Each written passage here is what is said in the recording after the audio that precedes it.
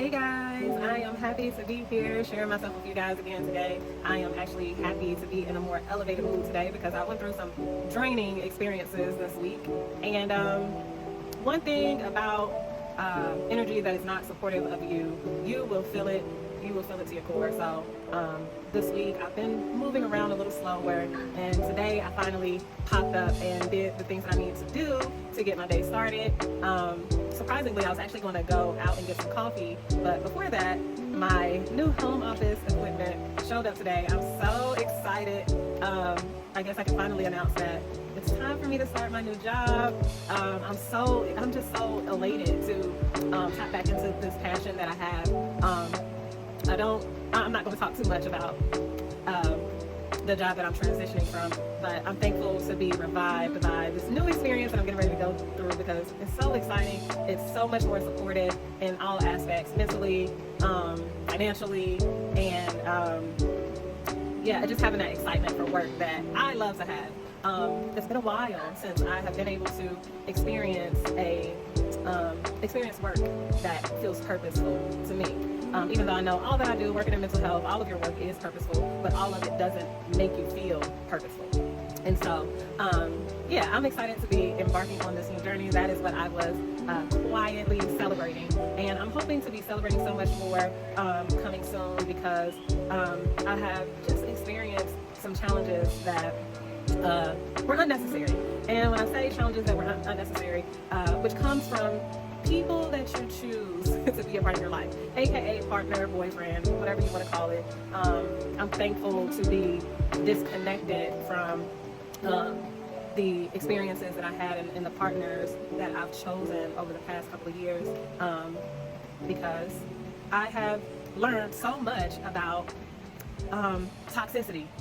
I have learned so much about trauma that you carry with yourself, and the trauma that other people have created for you in your life. A lot of people like to say nobody can cause you trauma. People can cause you trauma, and the things that they do, the way that they treat you, the experiences that you have with them, the energy that they carry, people can absolutely be responsible for the trauma that you have experienced. And I think about the reason why I chose the partners that I chose since moving to Georgia, and it all boils down to me personally being in a space where I'm transitioning into a new state and completely in survival mode, just trying to find my footing in a new state, which is hard, being away from everything that I've known for the past 13, 14 years. And because of that, I have experienced some very traumatic things, so much so that after one relationship, I was diagnosed with complex PTSD.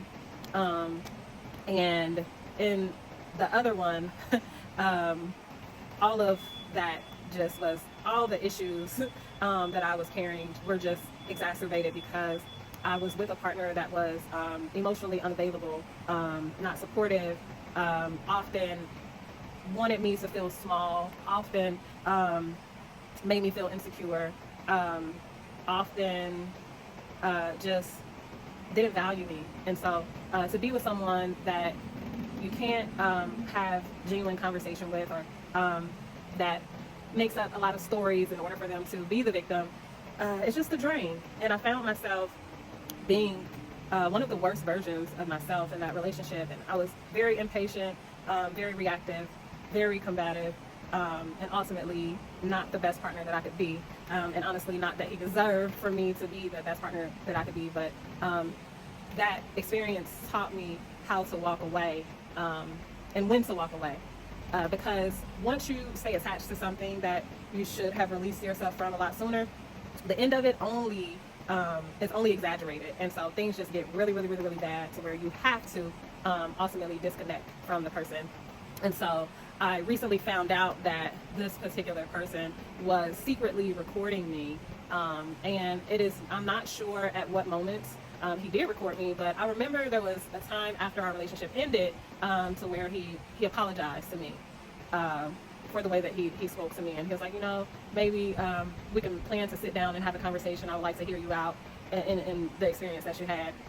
And so he comes to my place, and I talk about some things that concerned me throughout our relationship, and how it made me feel. And I remember talking, and at the end of the conversation, him saying nothing, him having no response, him just saying, oh, well, that's a lot to process. So this was me experiencing another moment of emotional abandonment, which I had experienced throughout the relationship. And he didn't say anything. And it was strange because you came to my house to have a conversation, but you had no response, which I am thinking that that is one of the moments that he chose to secretly record me. And one thing about that in particular is that it's obviously something wrong with a person that is willing to position themselves to only to secretly record you. If you don't trust someone, if you don't care for this person, if you don't, if you are done with a relationship, why are you putting yourself in a position, acting like you're being understanding or whatever and empathetic, and then turning around and recording a conversation where someone is being vulnerable? And this is something that a lot of people with narcissistic traits do. They will record you at your most vulnerable moment. They will record you when you're extremely upset, emotional, after something that they did, something that they said that upset you. And then they will make it seem like they're the victim in a situation. And so anybody that is willing to record your most vulnerable moments obviously should be nowhere near you. But I can't wait to share with you guys just the details of the experiences that I had these past couple of years since being in Georgia, because they're so important for people to know the red flags, because some of them can be very subtle. And a lot of times we hear things and people tell you who they are, even before they show you who they are. And you tend to continue on with those relationships until you see who they are. And for me, I am a very empathetic person, and my therapist explained to me, she was like, because you are a therapist, it benefits the men that you date because you're so empathetic and you're so understanding. You want to know what they're experiencing, what they're going through. You want to know the why, and so you give them a lot of passes in return, and they don't do anything but drain you. And eventually, you become the villain in the story. So I actually like to call Atlanta, being in Atlanta, my unexpected villain era. And I call it my unexpected villain era because I became the villain in both of the relationships that I was in, and not because I was doing things that was villainous, but because that is who they made up in their minds who I was, and that is what they said. Those are the stories that they told themselves. And in both relationships, the man in the relationship was the victim, and yeah, and the other one as well, he recorded me, and so it has been interesting dating in Atlanta, because I have experienced some things that I never experienced before, and I know why. But nonetheless, I am thankful to have gone through those experiences, to never have to go through it ever again, and to be able to teach other people how to notice, how to pay attention to the red flags, the small ones, the subtle ones. But I would like to say I experienced very blatant ones, and I stuck around because of my empathetic heart.